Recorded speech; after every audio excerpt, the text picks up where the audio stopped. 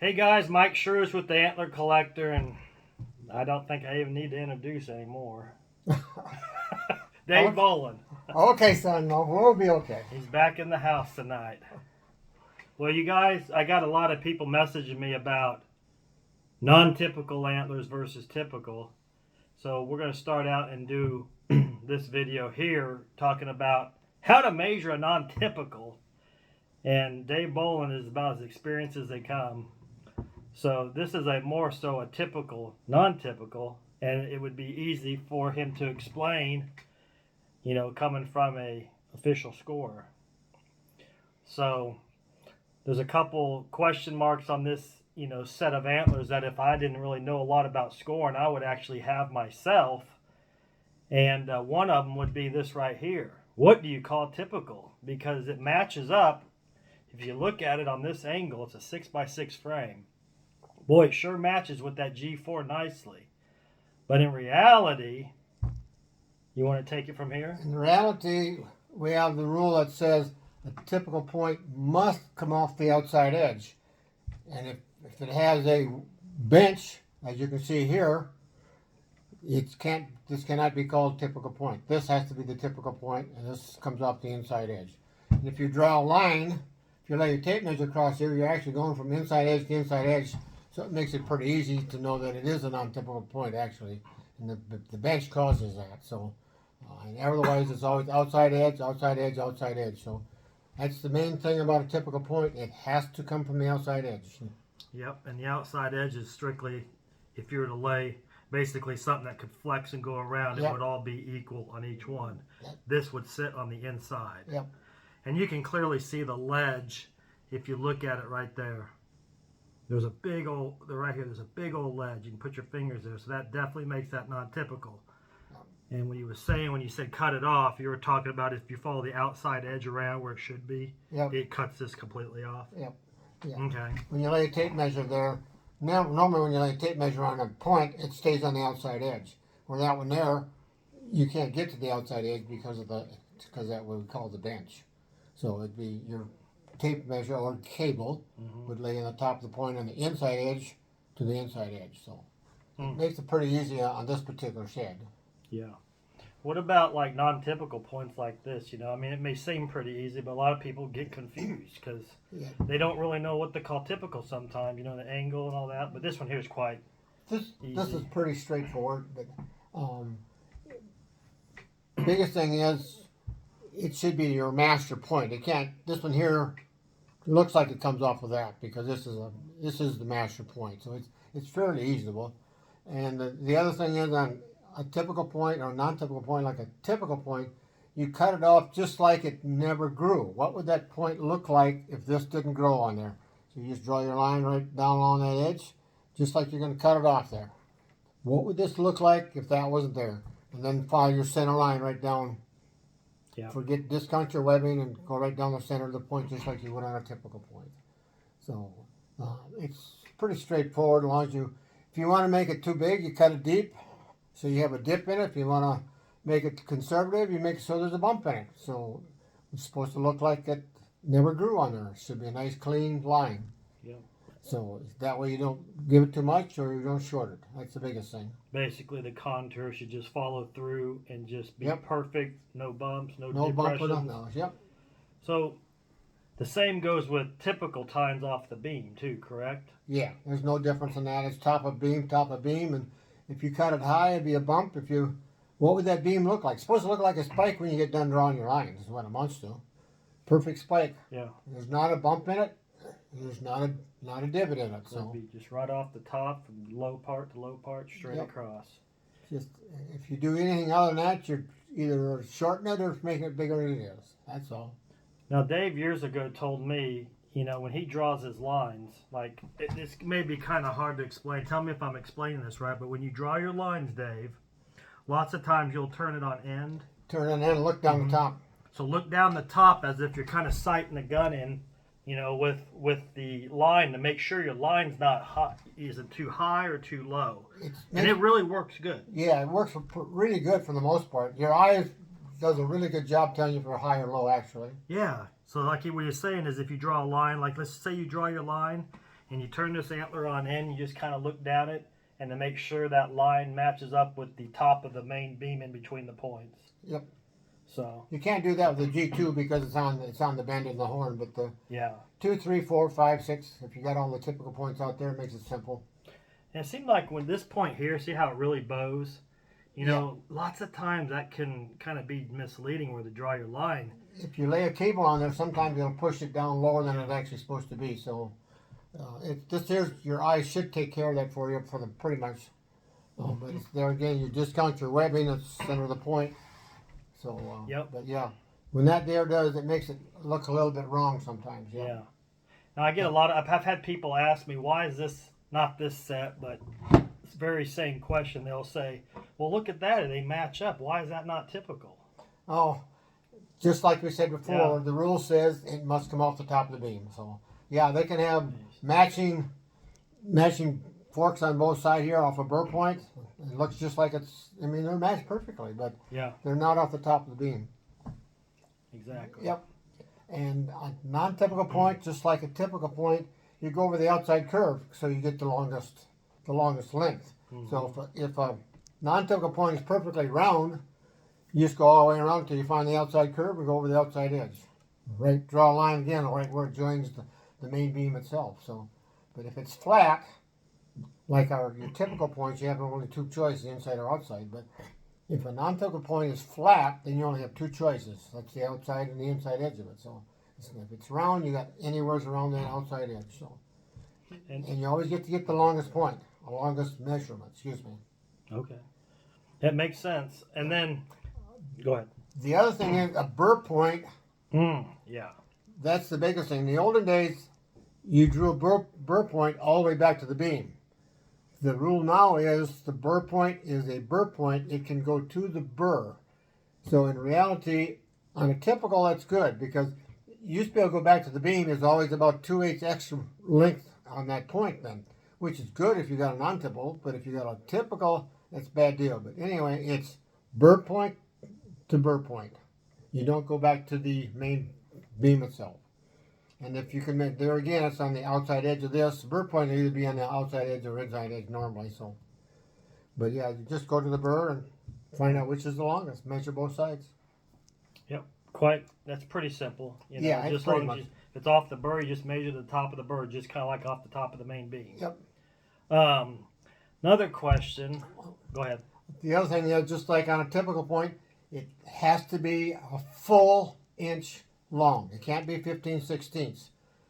If it's 15/16, it don't count. You can't round up. But You can't round up on the first inch. Anything after that, you get to go up if you land on the 16th. But we'll do another video when he comes back here in a couple weeks regarding webbing and non-typical points. We'll use the Helgi sheds for that. Common base, non-typical webbings. Okay. The Helgi sheds, they got them drops and all, it's all web. Oh, yeah. And finding those back is very confusing for me, even as a collector. Yeah. It gets confusing. But I get it now that you explained it to me. You explained it to me years ago, but it is kind of confusing. Yeah, just once you see a lot of the stuff, it makes life much easier. And I've been doing this for over 55 years officially, so you get to see. I've never seen everything. Don't ever say you've seen everything because it seems like every year you get to see something that you've never seen before. Yeah. So it's neat. But the more you measure, the more comfortable you get because you get to see more and more. So you go to the deer shows and you get to see what's going on. You learn more there than you do in. Yeah. If you sat at home, you learn more in one deer show than you will the whole life sitting at home. Besides, you got other measures there that helps you think about what you can do or can't do. Mm-hmm.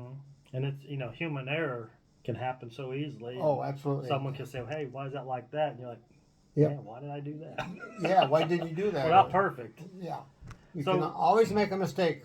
And it's nice to always have, especially on an untypical, to have somebody else there to look at it maybe a little bit different than you do. And there's always, on a whitetail, it seems like a lot of times it's not an absolute. Yeah. They're not structured like a mule deer, so it makes it a little bit more difficult. They are. Whitetails are very unique. And I think that's why we love them so much because, boy, they are different. They are the most difficult animal to measure as a plain whitetail just because they have so many more judgment calls and everything. Most of any of the other species, actually.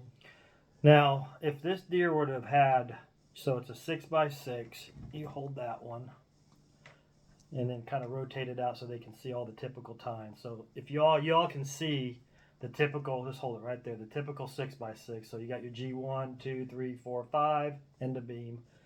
G1, 2, 3, 4, 5, end of beam. 4, 5. Now, Dave, what would happen if this had a point this long? Would that be a typical or a non-typical? It's just an extra point. If it's a 7x6, it'd just be an unmatched point, unmatched typical point on the end of the beam.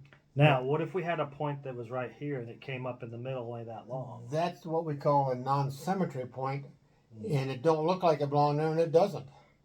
Okay. We call it a non-symmetry point, which says it comes off the top of the beam on the outside edge in a normal spot, but because it don't belong there, it's a non-typical point. It's in reference, it's called an NS non-symmetry point, but in reality, it is a non-typical point. NS just tells the people in the office that it was off the typical point in a normal location, but didn't belong there. Yeah. So that's, you try to write on your score form, you try to write as much information as possible, because they don't have the rack or the sheds in their hand, so anything you can write on the score sheet makes it much easier for them to decipher what you did when you actually measured it. So they appreciate it when you give lots of information and lots of photos, actually. Yeah, I could see the photos being very crucial because it just makes their life simple. The slightest angle changes things around. Oh yeah. Yep. Well, beautiful color on this one again. Oh, this is it's a real pretty set of sheds from Kansas back in the early '90s. Oh my gosh. Real pretty, yeah. We hardly ever get something like this in southern Minnesota. This beautiful color. A little over 100 per side. There were like 86, I think, on the typical frames. Oh boy. Nothing real long, but nope. But it's got this extra point. Just real pretty. Broad tines are bigger than average. Normal broad tines are less than 5 inches or less. If you have matching 6-inch brows, it's just like having a 6x6. Yeah, this set, they're not the biggest at all by all means in the collection, but there's a lot of bigger sets I wouldn't trade them for because of their beautiful condition, just beautiful condition, quality, the veining. I mean, the veining is just amazing. Oh yeah, and the burrs. I mean, those burrs on that thing are. I got the thing on a set deal to where it doesn't change the contrast. But anyway, the burrs on it are beautiful. Yep. Well, another quick question that a lot of people, I've had asked too. Let's just say you have a 2 points coming up here. Multi-brows. Multi-brow 2, like a big Y. What do you do? The biggest thing is, if one is way more dominant than the other one, it's easy. But if they both come out of the down here, it's a subjective call basically. If they both could be the typical point, for the most part, you match it up one on the opposite side. Okay. But if they're fork off a fork, as long as they're a Y perfect V like this, you can take either one normally. But if it's V'd out like that, now that makes it one is definitely going to look more correct than the other one. Because of the angle. Just because of the angle, it don't look right. I mean, your eye will tell you that. Yep. Yeah. Now we're going to grab another antler real quick here before we get off. We'll put these off to the side. So go. This one here is kind of neat. Couple things going on with this one. Yep. It's got a drop tine, which is neat. Just like anything else, you draw a line just like you're going to cut it off and measure on both sides and see which is the longest. But this one here also has something else. This one here has a brow tine that's actually broke off, but even though it's broke off, it did get grown. On a whitetail, I've only measured, I don't know, maybe a couple dozen that never, an adult whitetail that doesn't grow a brow tine is super, super rare. I maybe measured a dozen in my life, so it's very unusual. But if you broke the brow tine off, you get one below it and one above it, But if it never grew it, which like I said is very rare on an adult whitetail, you take smallest between the burr and the Z2. Yep. Here's the next year or the year before that. Oh. So it's actually this is the brows on there. Yep. It's just a mini, but boy, just a mini one. Oh my gosh, look at that. But it self-stands perfectly and just like this one does. Yeah, it's really cool. I wish that brow wasn't broke. Oh, yeah, it made it probably 5-6 inches bigger. I know. This one here's also got the same deal. If you look, you can see this has got that ledge Yep. right here. So if this is 2, 3, 4, 5, this is the beam tip. Mm-hmm. So you can actually see the ledge here. It's pretty predominant on it. So makes it easy. He grew typical on this one though. This one here, Yeah. it's got some neat stuff. It's got the flyer off the G2 right here. And it's got the fork off of G3. And then here's got one that's kind of like what we would call a non-symmetry point, but it's not off the top. So it's just a plain straight non-typical point. Just drawing a half moon circle on that particular one. And there again, this is the beam and this is the G5. So this is neat. You get to see something like that. They're just neat. Yeah, they are. They're just those little miniature. I mean, this thing's small, you know. I mean, it's just Yeah, it's same small. deer, but just look what one deer can do in you 1 know, year. no comparison to that, you know. Yeah, these two here probably don't score hardly much more than that together. Yeah, exactly. Huh. But yeah, But, these well, got beautiful color also. trying to think. I think that's for right now. That probably sum it up.